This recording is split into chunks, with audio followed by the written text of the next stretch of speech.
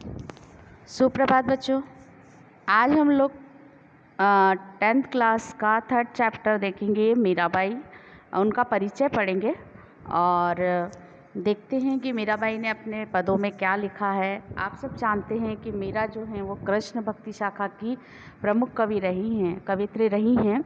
तो उन्हीं के बारे में आज उनका परिचय पढ़ेंगे हम कि मध्ययुगीन भक्ति आंदोलन जब प्रारंभ हुआ था तो जिन महान कवियों और रचनाकारों में नाम प्रमुख आता है उनमें राजस्थान की जो कवित्री रही हैं मीराबाई, उनका विशिष्ट स्थान रहा है। उनका जो जन्म था उसके विषय में क्या है, बहुत मतभेद है कि उनका जन्म कब हुआ था, लेकिन मोस्टली सारे विद्वान मानते हैं कि उनका जन्म 1503 ईस्वी में और मृत्यु 1630 में क्या की गई, मानी गई। यानी उनका जो जन्म था वो कहाँ हुआ, 1503 में हुआ था और उनके पिता का जो निधन था वो बचपन में ही हो गया था।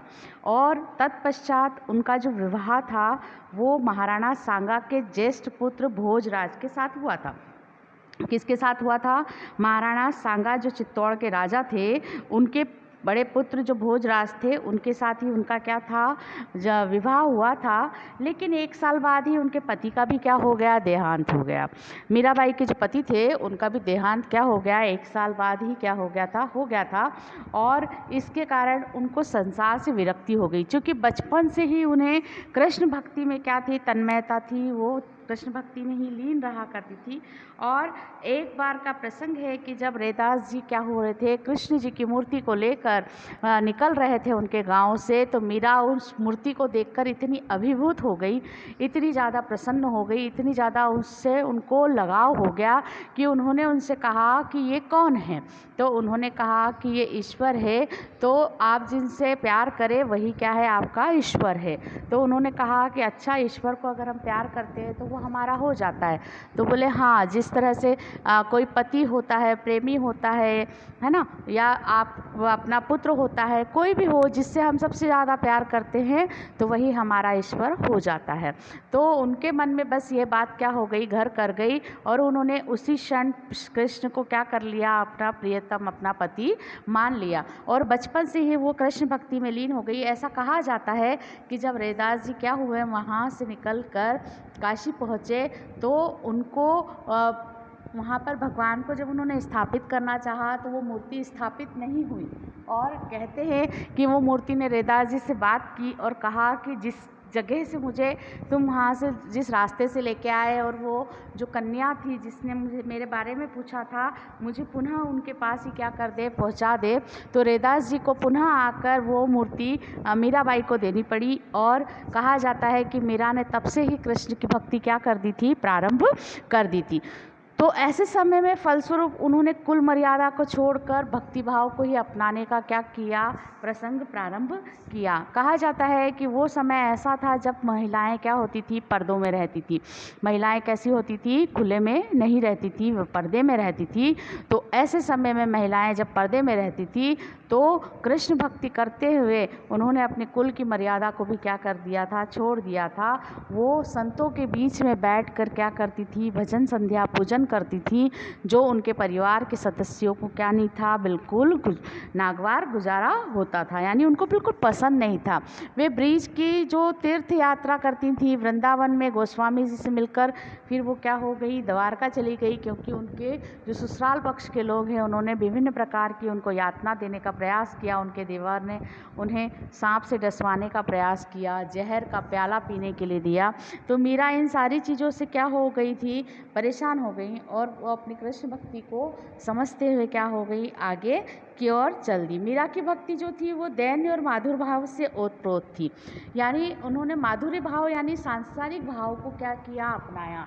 क्यों? क्योंकि मीरा ने जिस तरह से मैंने आपको पहले बताया कि सूरदास की भक्ति भावना जो थी वो कैसी थी, उनकी सखा भाव की भक्ति भावना थी। तुलसीदास की भक्ति भावना कैसी थी, दासी भाव की थी। लेकिन मीरा की जो भक्ति भावना थी वो सांसारिक मोह भाव की थी। उन्होंने कृष्ण को ही क्या किया, पति के रूप में अभिभूत किया। है ना, उन्होंने कृष्ण को ही अपना अंगीकार बनाया, अपना पति बनाया, और इस प्रकार से उन्होंने ये भक्ति क्या की करी। वे उसके बाद में कृष्ण उपासना शुरू करते हुए विरह के पदों की रचना करने लगी। और ऐसा कहा जाता है कि 70 वर्ष की उम्र में, है ना, 1630 में उनकी मृत्यु क्या हुई, द्वारका में, वो द्वारकाधीश की मूर्ति में क्या हो गई, समा गई। और जब वो द्वारका चली गई थी तो वहीं पर क्या करने लगी, भगवत भजन करने लगी, और उनकी मृत्यु इस प्रकार से हुई। तो मीरा की भक्ति भावना जो थी वो वैष्णव भक्ति के सम्मिलित प्रभाव से उन पर पड़ा, क्योंकि उनके वैष्णव का मतलब होता है जो विष्णु को मानते हैं। तो श्री कृष्ण उनके आराध्य थे, और मीरा ने अपना पूरा जीवन श्री कृष्ण को ही क्या कर दिया, अर्पित कर दिया, और अंत में वो कृष्णमय हो गई। गीत गोविंद की टीका, राग गोविंद, नरसिंह जी का मायरा, राग विराग, राग सोरठा आदि मीरा जी की क्या है, प्रमुख रचनाएं हैं। ब्रज और गुजराती उनकी भाषा थी, क्योंकि वो राजस्थान की कवयित्री थी, और ब्रज भाषा और गुजराती का मिश्रण उनके काव्य में क्या किया जा सकता है, देखा जा सकता है। इसके साथ ही मीरा की सबसे बड़ी विशेषता ये थी कि उनकी जो रचनाएं थी वो गेय पद थी। गेय पद से परिपूर्ण होना मतलब क्या होना, जिसे हम गा सकें। तो मीरा के भजनों को आपने सुना होगा कि लोग क्या करते हैं, गाते हैं।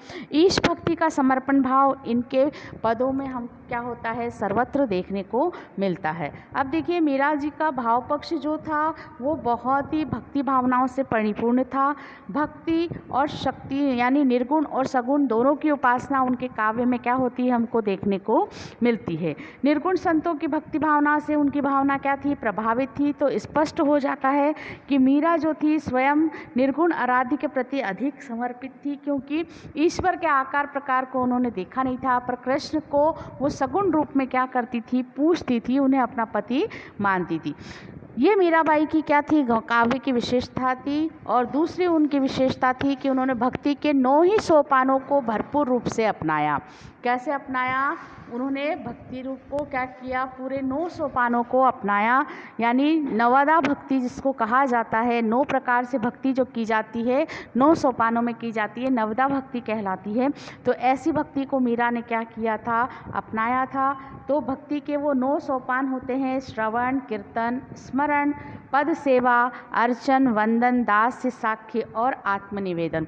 ऐसी 9 प्रकार की भक्तियों को क्या किया था, मीरा ने अपने काव्य का विषय बनाया था। और भक्ति के प्रति मीरा का भाव जो था वो माधुर्य भाव था। अत्यंत सहज, स्वाभाविक और मार्मिक उनकी प्रस्तुति थी।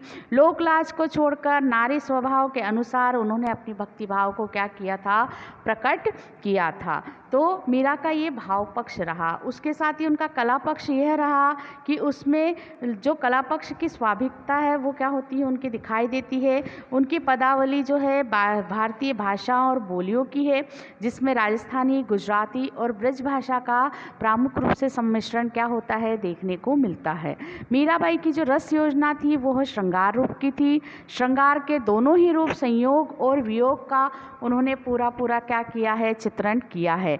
कला पक्षी विशेषताओं में छंद योजना को भी उन्होंने महत्व दिया। मीरा ने दोहा और सवैया छंदों को क्या किया था, अपनाया था। इसके साथ ही अलंकार भी मीरा ने प्रयुक्त किए थे, जिनमें अनुप्रास, उपमा, रूपक, उत्प्रेक्षा ये उनके क्या थे, प्रिय अलंकार थे, जिसमें रूपक अलंकार में सबसे अधिक मीरा ने क्या की थी, रचनाएं की थी। तो इस प्रकार हम देखते हैं कि काव्य, कृष्ण भक्ति काव्य धारा में कवयित्रियों में जो सर्वोच्च स्थान था, उन्हें प्राचीन कवियत्री के रूप में भी क्या हुई है, मान्यता मिली है। जब क्या था, पुरुष वर्चस्व था, ऐसे समय में मीरा ने भक्ति भाव की रचनाओं को कर साहित्य में क्या किया, अपना स्थान बनाया। तो भक्तिकालीन रचना धारा की वो एक अमूल्य धरोहर है। उनकी वेदना इतनी सजीव थी या करुणा थी कि आप उनको वेदना की सजीव प्रतिमा क्या कर सकते हैं, मान सकते हैं। इस प्रकार से मीरा का जीवन सर्वोच्च रूप में क्या हुआ, कृष्ण को समर्पित हुआ। और वो अंत में द्वारका में जाकर कहा जाता है कि उनकी मृत्यु कृष्ण की मूर्ति में समाहित होकर ही क्या हो गई, वो कृष्णमय हो गई। तो मीरा ने बचपन से लेकर पूर्ण रूप से अपने जीवन के जो 70 वर्ष जिए, उन सारे वर्षों में उन्होंने अपने आप को कृष्ण के प्रति ही क्या किया, समर्पित किया। तो मीरा सिर्फ एक भक्ति भावना की प्रतिमूर्ति नहीं थी, वे सिर्फ त्याग, बलिदान और उस समय के नारी प्रतिरोध की भी क्या थी, प्रतिमूर्ति थी, जिन्होंने समाज से अलग हटकर क्या किया, सोचा और अपनी सोच के अनुसार अपने आप को स्थापित किया। क्योंकि वह समाज उस समय कैसा था, बहुत ज़्यादा रूढ़िवादी और परंपरागत बंधनों से बंधा हुआ समाज था। तो ऐसे में अपने आप को प्रस्तुत करना उसके लिए बहुत बड़ी चुनौती थी। तो ये कहा जाता है कि मीराबाई का जो जीवन था वो संपूर्ण रूप से कृष्णमय था, कृष्ण को समर्पित था और शायद कृष्ण के लिए ही उनका क्या हुआ था, जन्म हुआ था। वो व्यवहारिक जीवन में होते हुए भी, वो सांसारिक जीवन में होते हुए भी उस संसार से क्या थी, विरक्त थी। इसलिए सगुण और निर्गुण दोनों ही भक्ति धारा को उन्होंने क्या किया, सहज रूप से अपनाया। लेकिन वो निर्गुण भक्ति धारा के अधिक समीप होती थी और सगुण की उपासना अधिक करती थी, क्योंकि उन्होंने कृष्ण के साकार रूप की क्या की थी, कल्पना की थी पति के रूप में। तो उन्होंने सांसारिक माधुर्य भाव से कृष्ण की क्या की, उपासना की कि मेरे तो गिरधर गोपाल दूसरो ना कोई, जाके सिर मोर मुकुट मेरो पति सोई।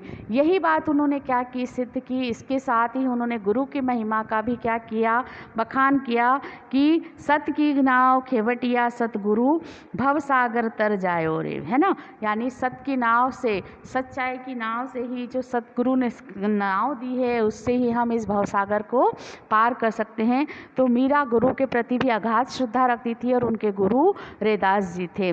ठीक है, तो इस प्रकार से मीरा का संपूर्ण जीवन कृष्णमय रहा।